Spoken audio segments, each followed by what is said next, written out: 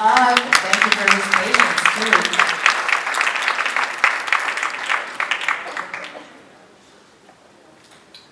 Thank you for having me. Michelle, that was sobering in the superlative. I'm sorry what happened to you, and thank you for going through all that.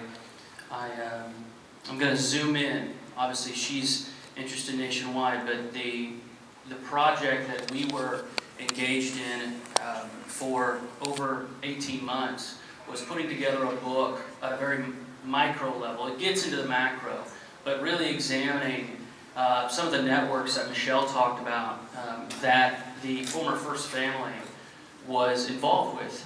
And the reason why we can say that with such certainty and not be worried about litigation is because the son of that former president was on crack cocaine. And people who are on crack cocaine, and I'm going to be very sober throughout this presentation, so if I'm not going to laugh at my own jokes. There is some humorous stuff in the book, which you can read for free online. But when you're on crack cocaine, you forget stuff, right?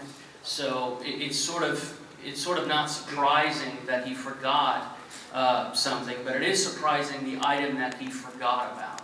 And he left a laptop at a repair shop in Wilmington, Delaware. He went there on April 12th of 2019.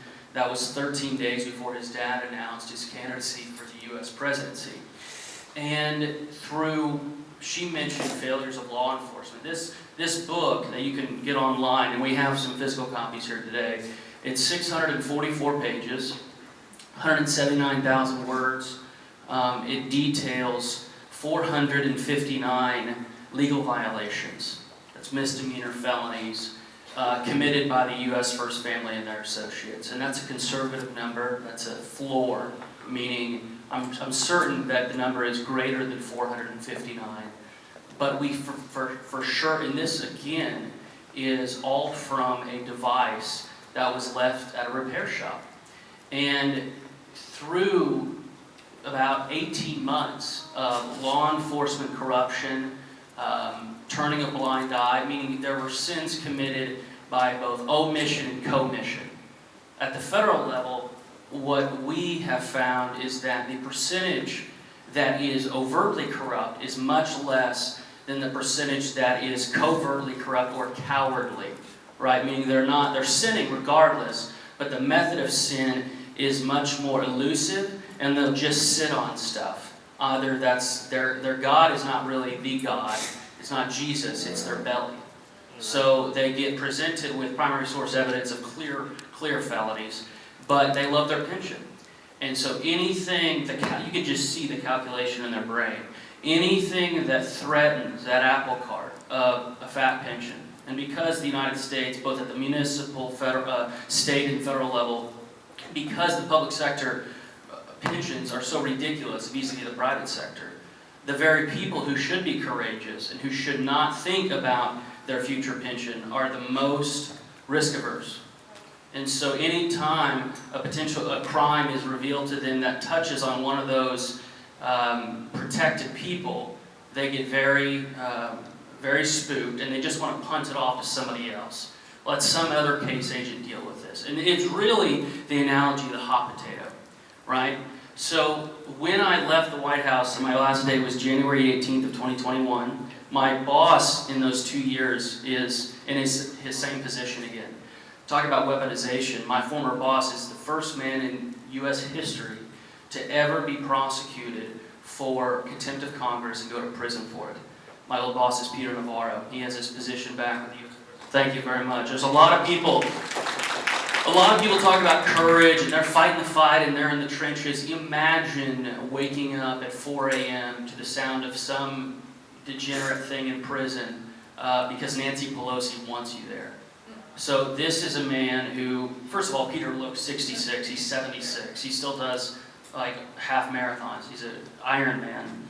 And I look at him as sort of an uncle figure. He's my first and only boss. And he and Bannon both went to prison for paperwork crimes. And lest you think, again, our group, as she said, as the kind woman said, is nonpartisan.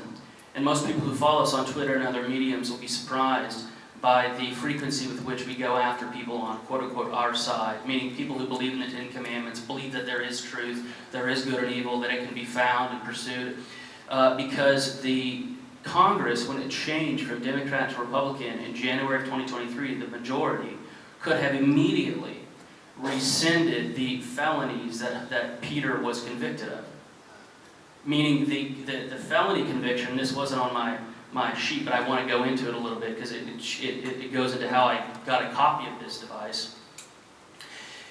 When he was convicted of that, it was contempt of Congress, meaning the Democrat-controlled Congress, controlled by Nancy Pelosi and all these other really, really sophisticated criminals.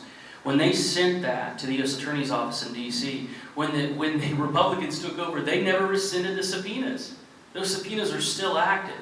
So whatever crocodile tears and rhetoric you heard from the Republicans when they took the majority in the House, the Dems still have the Senate, but from January 2023 to January 2025, when the House was in control of the Republicans, a man from her state, well, he wasn't the speaker for all of it, right? It went from McCarthy then to Johnson. But Johnson never rescinded the subpoenas that were the predicate for the felony convictions for Navarro and Bannon.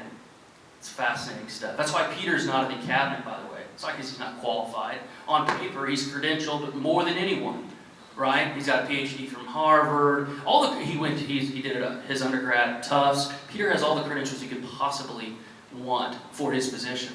The reason why he's not in the cabinet is because the Senate is so corrupt they won't confirm him, right? And if you doubt my assertion, just look what the House did. They did nothing for Peter. They had the chance for 18 months to rescind this subpoena, which was an obviously ridiculous and overbroad subpoena. Unless you think Peter just did his time and is no longer engaged in these battles, Peter's case is still ongoing. He lost the D.C. Circuit Court, which is obviously corrupt. But that case, U.S. v. Navarro, is going to go to the SCOTUS, and they will take it. They will grant his cert because this is new law. It's uncharted waters. The question is whether a senior staff member, meaning a non-cabinet member, a person who hasn't gone through the U.S. Senate process, could be compelled to testify about a U.S. president. It's never happened before. Why? Because the left is serious about their task. Meaning the right is very weak. They'll say, we're going to put somebody in prison, and sometimes they do, 1 out of every 1,000 times, right? But when they called Peter a criminal, he obviously wasn't. But when they called him that, they were serious. They actually indicted people and put them in prison. It's the only thing, I don't want to call it admiration for the left, but I do understand and somewhat appreciate their resolve. Because they weren't joking around. They weren't leaf eaters. They weren't herbivores. They didn't, we have all these analogies for it, all bark, no bite, that sort of thing. The right is, when they get their hand on the trigger, so to speak, maybe it's a bad analogy, but when they get their hand on the steering wheel, they're shaking like a 13-year-old trying to shoot his first buck, right? The left is not like that. So that will be a fascinating case at SCOTUS. I'm going to try to get in there for oral argument. I mean, I'll go with, try to get, because they only have so many seats. It's hot real estate at SCOTUS. I'm going to try to be in there for in-person oral argument. And get this, when he told the district court, an obviously corrupt district court judge in the D.C. District Court, that he was going to appeal this to SCOTUS, he didn't even let him bond out on appeal. Meaning it may be the case that in the middle of 2027, Peter's case gets overturned at SCOTUS, and Peter will have served a prison term for a crime that will be overturned. It's unbelievable. So through my interactions with and relationship with Peter, I got to know Rudy Giuliani. And of course, he was, for a time, the U.S. President's personal attorney. And the laptop shop owner, John Paul MacIsaac, was so disgusted with the FBI. They took the device via grand jury subpoena and then sat on it. Didn't do a thing with it. Not a single criminal act was really pursued from December 9th of 2019, which is when they impounded the device. There's cases on all this is in our book. We put the exact screenshot. So when I said 644 pages, I ought to be more precise. There's only about 375 of writing. The other half is exhibits, meaning we're not asking you to trust me. We're saying all the text in the book is in service to the exhibits. So when we say Hunter solicited a woman at this time, we put the text message, and then Hunter sent the pimp on Venmo this amount. We don't want you to trust us. That's what better writers like Miranda Devine from the New York Post, Australian-born woman, phenomenal writer, much better writer than me. She can take a story and chew on it, and it'll be a better column than what I can produce. Our writing in this book is very antiseptic. It occurred at this time, and we have primary source evidence for it. And the standard we use for most criminal violations, because if you have lawyers in here, people who've been in court, you know there's 3 standards. There's the one I hate, which is the civil standard, preponderance of the evidence, which is weak, which means that you only need about 51% certainty in proving the crime. And then there's the one weak that I like for this type of work, investigative reporting, which is clear and convincing evidence. And then there's the highest one, the one that we all should love, the one that gives us goosebumps because our founders were so brilliant to institute it, which is beyond a reasonable doubt. That's a glorious thing. So many men have died over this. It should make your hair stand up that we have that standard, because very few countries have that standard. So we used the clear and convincing evidence standard, which means we used our senses to be able to ascertain what Hunter was doing. So when in 2020, well, he dropped it off in 2019, so the content goes from 2008 to March 17th of 2019. So we have about 11 years of this dude's digital life. And Michelle mentioned at the end, and I agree with it wholeheartedly, to find your niche. That's what school is for. School is not to get a better job and to make money.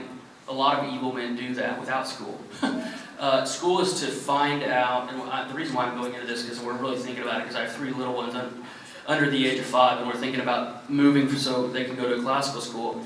The only thing I do better than others is I dig harder. There's an analogy I like using. It's a little bit crass, so give me some rope here. But I know when I've scraped all of the dung off the shoe.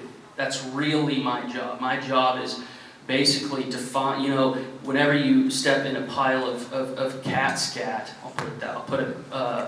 that stuff follows you around for like 2 weeks, right? And you can't get it all out. You have to take a hose and get it all. I basically did that to the 46th U.S. president and his family. And they sued us over it, had to pay $400,000 in legal fees. It was dismissed because he was a man-child. We're actually in the 9th Circuit Court of Appeals, which is federal, the most corrupt circuit, even more than D.C., to get a portion of our legal fees reimbursed. So when you search me online, it'll be a bunch of horrid left-wing press calling me all these names. It's all ridiculous because they haven't spent a moment with me. But the president's son has sued me over hacking, which is ridiculous because the device that we would have hacked is in the custody of the FBI. We know exactly where it is. It's on Market Street, Wilmington, Delaware. It was used as an exhibit in his criminal trial. So we couldn't literally, at a bit level, done what he accused us of doing. But the U.S. court system is completely cooked. And until we start impeaching district court, appellate court, and maybe even a SCOTUS judge, it will not get better.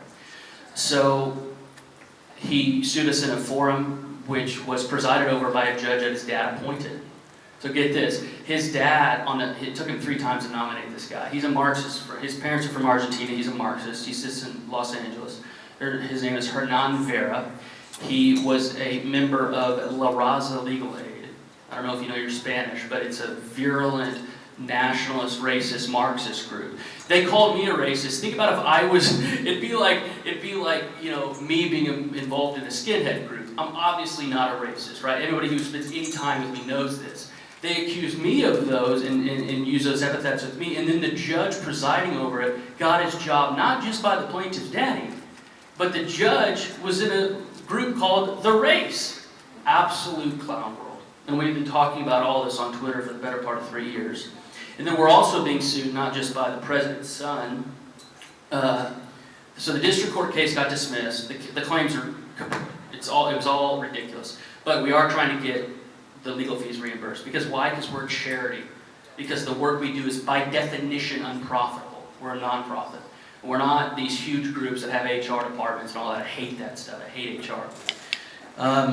So the other case is with the sugar brother for the U.S. president's son, Kevin Morris. He's a very wealthy, degenerate attorney for the South Park creators. You might have seen him on TV. He testified to Congress. He resembles sort of the Geico caveman.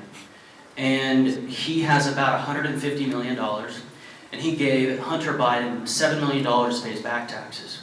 Because when Hunter took all that money from the Chinese instead of being a man of God, and I mean, there are different kind of thieves in this world. Some smart thieves would have put that $6 million from the Chi-Coms in a nest egg, bought a house in a low-tax state. What did Hunter do?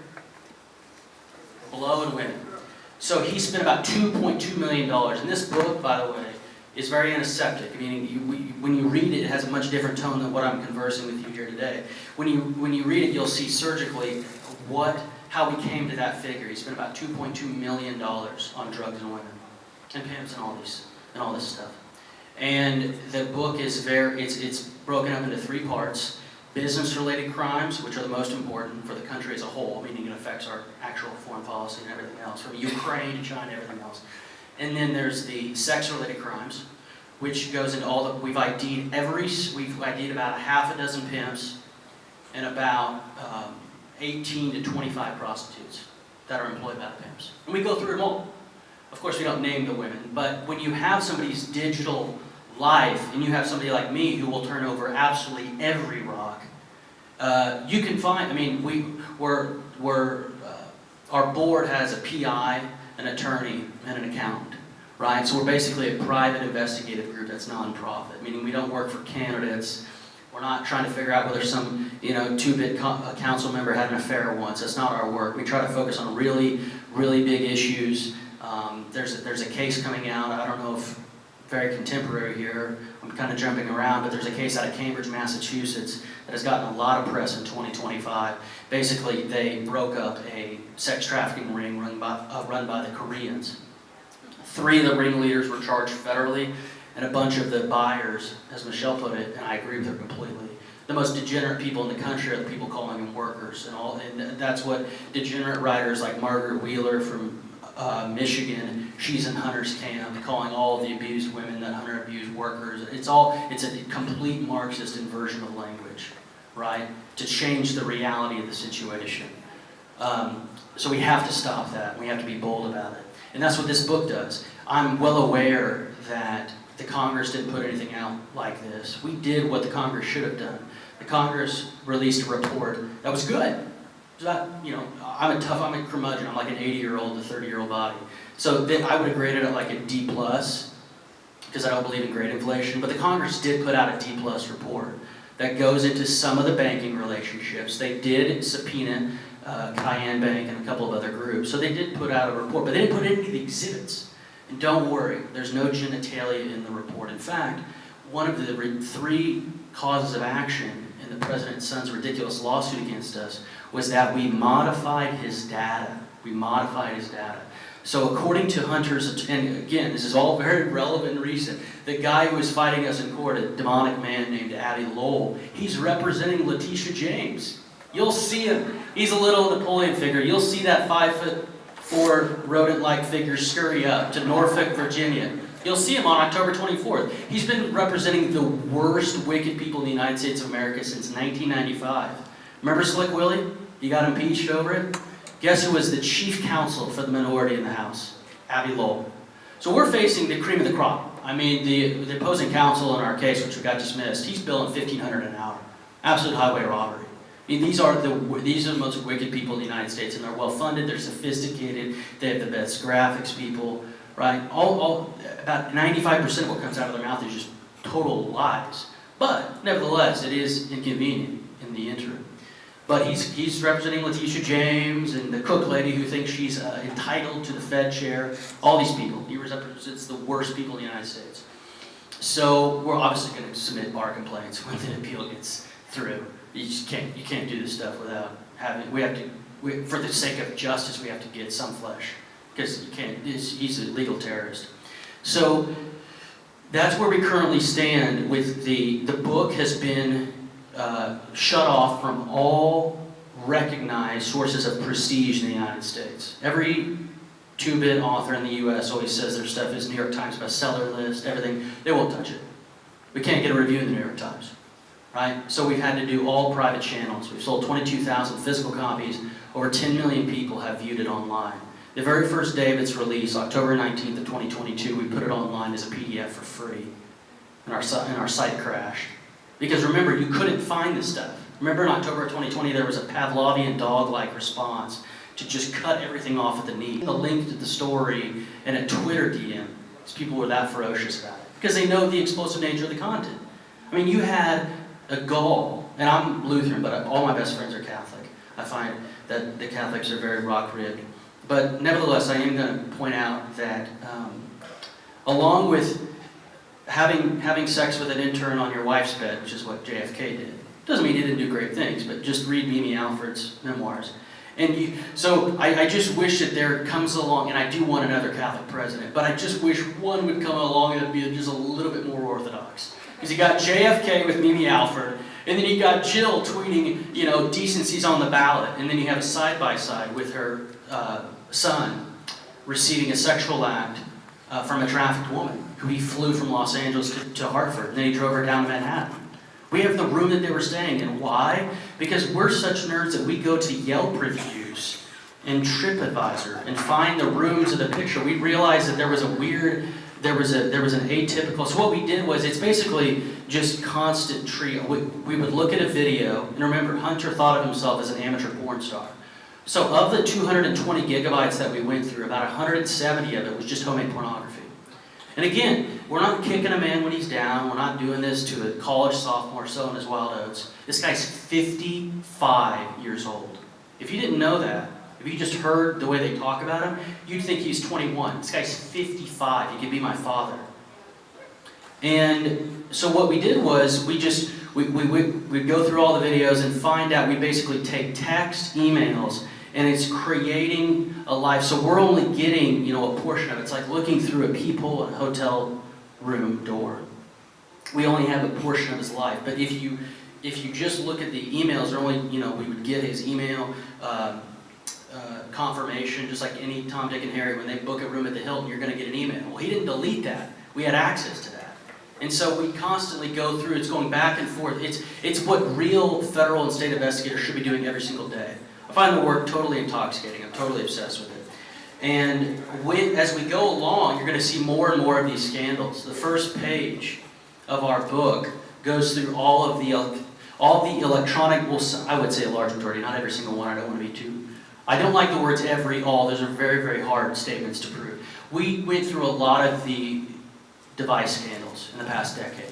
You had that Republican congressman from New Jersey, naked pictures on Craigslist. You had Anthony Weiner, classified information, child pornography. You had our sitting Secretary of State have a private email server in her closet. Absolutely despicable criminality, right? But we're going to see these, meaning in 2035, there may not be something as big of a scale, meaning every criminal degenerate now is going to make sure they pick up that laptop from a repair shop, crack cocaine or not. But we'll have something of that variety. Some foreign entity. The feds say it's Iran. We have no proof of that. The feds are corrupt. Not every single one of them. I don't want to come off as, there are absolutely good souls there. But this idea that Hannity and all these other folks say, okay, it's just the 7th floor of the Bureau. No. The entire thing is rotten. It needs to be wound down. Whatever duties that the FBI is currently doing can be done by the marshals. That's my vision. So now, turning on from our next project, after we get, and this is never done with Joe. Joe is now, he's doing his prostate cancer treatments, and I don't want him to die because I'm not evil. But nevertheless, he's still going to be pushing out his propaganda memoirs. He's churning those out right now. Well, him and his ghostwriter are. By the way, a call for tips. If you know who is currently helping the 46th U.S. president with his memoirs, let me know. Because the last guy, Ron Zwanitzer, almost got indicted over it. So he's probably having a tough time finding a speechwriter. But if you know of somebody who's helping him, let me know. I'm getting the signal up here. I would just urge you to look into this book. That is my main gratitude for coming today, because a lot of people don't know about this, because the standard modes of communication, you look at every single, we tried to have a big press release. You pay a couple grand for it in October of 2022. They wouldn't even accept our press release. We can't even get standard, so the organs of good and bad propaganda in the U.S. are totally blocked off from us. We finally got a Twitter account when Musk purchased the entity back. But again, the ridiculous claim is that Hunter's attorneys would have preferred we had their client naked in our report, because he said we modified his data by covering his genitalia. Because we're Christians, we don't distribute pornography. Yeah, so whoever thinks we're too risque, I just would remind them that Hunter's own claims in his lawsuit were that we modified his data by putting black boxes over their clients' genitalia. Clown world stuff. Abby Lowell got paid $1,500 an hour to write that lawsuit. Morris's key claim against me is intentional infliction of emotional distress. You're laughing, right? It's disgusting, right? 62-year-old male put that in writing. Where I come from, if I told my father that a male had intentional infliction of emotional distress, he would say, dude, we are losing all shame. You know what Nietzsche talked about with the crushing of all values. Tom Wolfe talked about this in Bonfire of the Vanities. With the global left, they have absolutely no shame. Like Kevin Morris, if you have $150 million and you're 62 years old, there is nothing on God's green earth that anybody could do to cause me intentional infliction of emotional distress that then I would put in a lawsuit. And remember, he's suing for harassment. I've never been around Kevin Morris. I've never spoken to him, right? We're not throwing bricks at his house. We're nonviolent people. I'm a docile father of 3, right? So they're making me out to be this harasser. I've never been around him in person except at Hunter's criminal trial, where his wife came up, spit in my face with the protection of Secret Service and called me a Nazi. His wife, go look it up, his second wife spit in my face and called me a Nazi at her husband's criminal trial. Zero introspection for why they're there, right? I was just a member of the gallery, just like you today, just sitting there. I didn't say a word to anybody the entire trial because I have this thing called self-control, which they don't. So I would urge you to read the report. It's free. If you want a physical copy, I'm going to be out there today. I'll sign it for you. We are going to be pushing one of our two research projects going forward, and then I'll stop. The big research project is going to be the impeachment of federal judges. It absolutely has to be done. There is no other recourse. Let me remind you the lifestyle of these folks. These are priests. This is a priestly class in the United States. They make $250,000 every year. They keep their jobs for life. There is virtually no oversight. Even the chief judge doesn't do anything. And a friend of mine fought in the Rhodesian War in the 1970s. You should look it up. Fascinating history. But he said, and this guy's very war-torn. Nothing like me. I've lived a very posh life considering all he's had to kill many people before. And he said, if you shoot 1, 1,000 will learn. And I know it's a very gruesome way to say this, but I'm not calling for an impeachment of the entire federal judiciary. All that needs, it's like if you ever showed cattle. I showed cattle as a kid. All you have to do is yank the halter once, and the cow will learn. Same thing with these federal district court judges. Impeach one of them, and they will start puckering up and behaving. The Constitution says they shall keep their term during good behavior. Not a single Republican except Andy Biggs has had the internal fortitude to even define what good behavior is. Boasberg, Vera, all of these jokers that Joe put in through the auto pen, 52-46. Ours was 49-46. Didn't even get 50, but he got the majority there for the day. Didn't even get 50 senators. Our judge was nominated 3 times by the auto pen, 49-46. Absolutely hilarious. There's no way he should be serving on the federal bench for the rest of his life. And you're paying his $250,000 salary, plus the most handsome retirement package in world history. So that's going to be our next project, is what are we doing? We're working with individual congressmen to get this back in the conversation. Remember, there is no other remedy. So we can either complain till the cows come home, but impeachment removal is the only remedy we have for federal judges. They are a priestly class, and they act like it. Boasberg, all these jokers. So I would call on you to look at our book, because we go into Venmo. There's 15 pages on the use of Venmo in sex trafficking and Mann Act violations. She mentioned the Mann Act. P. Diddy, obvious criminal degenerate, right? One of the worst things in American culture in the last 20 years, especially for blacks. Horrible. P. Diddy just got convicted of 2 Mann Act violations. Hunter Biden did over 80 of them. 80 in this book. And we have a $1,000 bounty for any material correction. Thank you for your time and attention.